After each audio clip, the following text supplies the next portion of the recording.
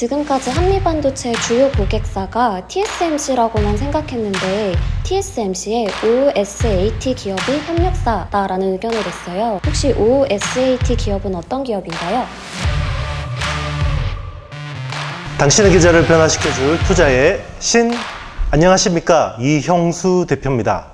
자, 오늘은 우리 박연선 PD님과 함께 한미 반도체에 대해서 좀 설명드리도록 하겠습니다. 간략하게 한미반도체는 이런 회사다. 쉽게 설명 부탁드려요.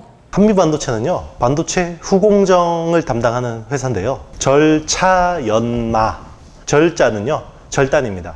우리 절단하고 옮기고 세척하고 말리고 검사하고, 그게 이제 비전 플레이스먼트라는 장비고요. 그리고 차단입니다. EMI 차폐 장비를 합니다. 연은요 연결이에요. 본딩 장비를 합니다. 이제 반도체 그 패키징 할 때 실리콘 다이하고 밑에 반도체 기판하고 이렇게 부착하는 장비 있죠. 그 본딩 장비를 합니다. 그리고 갈아내는 거죠. 메타 그라인더라는 장비를 가지고 EMI 같은 것들을 얇게 갈아내는 것들을 하는 회사고요. 최근에는 이제 카메라 모듈, 이제 검사 장비 쪽으로 이제 굉장히 매출이 좀 많이 올라오고 있습니다. 성장세는 이쪽이 굉장히 가파른 상황이라고 보시면 되겠습니다. 카메라 모듈이랑 또 반도체 장비 말고 다른 사업 방향도 있나요? 최근에 이제 상장을 준비하고 있는 HPSP라는 회사가 있어요. 이 회사 같은 경우는 중수소 기반으로 패시베이션 하는 회사고요. 그리고 이제 패시베이션이 뭐냐면 반도체를 다 이제 회로를 다 만들고 나서 보통 이런 것들이 알칼리 오염이 좀 많이 됩니다. 그렇기 때문에 알칼리 오염을 방지하기 위해서 살짝 코팅을 해주는 그 기술이 있는데요. 이 회사 같은 경우는 중수소 기반으로 하기 때문에 약간 살짝 눌러줍니다, 회로를. 이제 반도체라는 거는 실리콘 기판 위에 여러 회로들을 쌓는 거잖아요. 이걸 살짝 눌러주면 뭐가 좋냐면 단차가 한 15% 줄어요. 근데 이게 뭐 별거 아니라고 생각하실 수도 있는데요. 이게 굉장히 중요한 기술입니다. 그렇기 때문에 요즘에는 회로를 다 수직으로 쌓잖아요. 그죠? 파운드리 같은 경우는 3D 반도체 구조를 많이 쓰고, 그리고 이제 낸드 같은 경우는 HBM, 하이 밴드위스 메모리라고 해서 디램에다가 실리콘 관통 전극, TSV를 뚫어가지고 이제 이렇게 수직으로 연결하기도 하고, 낸드 플래시 같은 경우는 기존에 데이터 셀을 128층으로 이렇게 쌓다가 이제는 176층까지 가는 거죠. 225층도 조만간 이제 나올 거고, 그러면 굉장히 높아질 거 아니에요. 이걸 살짝 눌러준다는 건 굉장히 중요한 기술이고요. 어닐링이라는 기술이 있어요. 이 전자의 이동 흐름을, 모빌리티를 높여주면요, 이게 반도체 성능이 굉장히 좋아지는데, 그런 쪽에 어떤 이제 중수소를 기반으로 이런 어닐링 할 수 있는 기술도 있습니다.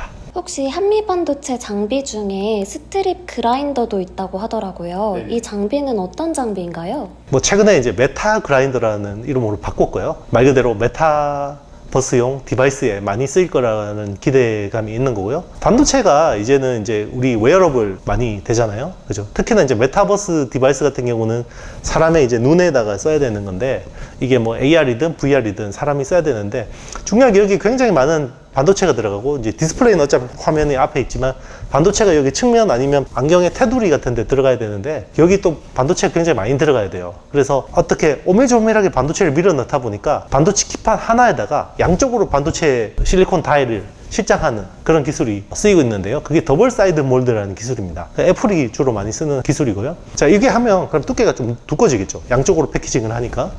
이런 것들을 살짝 갈아내 주는 겁니다. 그게 메타 그라인더라는 거고요. 향후에 이제 애플 VR이나 이런 것들이 메타버스 디바이스가 많아지면 어떤 수요가 늘어나겠다, 이런 기대감이 있습니다. 메타 그라인더 제작 지원하는 업체들도 있나요? 그라인더를 하는 회사들은 좀 있습니다. 기존에 이제 뭐 스트립 그라인더라는 뭐 이런 장비를 하는 회사들이 있는데, 메타버스에 쓸 만큼 이렇게 미세한 정밀한 그런 것들이 아니라 굉장히 어떻게 보면 좀 정밀도가 떨어지는 이런 그라인더들은 많은데, 한미 반도체가 하는 것들은 그 중에서 굉장히 하이엔드 쪽에 있는 그라인더를 한다고 보시면 되겠습니다. 지금까지 한미반도체 주요 고객사가 TSMC라고만 생각했는데 내부 관계자는 정확히 TSMC의 OSAT 기업이 협력사다라는 의견을 냈어요. 혹시 OSAT 기업은 어떤 기업인가요? 네, OSAT라고 하기도 하고요. 이제 뭐 OSAT라고 하는데 보통 OSAT라고 많이 합니다. Outsourced Semiconductor Assembly and Test. 말 그대로 파운드리 전공정이 나온 이 웨이퍼를 가지고 후공정을 담당해주는 회사들이에요. 그러면 이제 전공정에서 웨이퍼를 만들고 나서 후공정에 패키징을 하고 테스트를 하잖아요. 그 시스템 반도체 같은 경우는 굉장히 품종이 많고 다품종 소량 생산이기 때문에 이런 것들을 TSMC 같은 회사가 직접 다 할 수가 없어요. 뭐 메모리 같은 경우는 종류가 굉장히 제한적이고 물량이 많기 때문에 직접 다 해도 되는데요.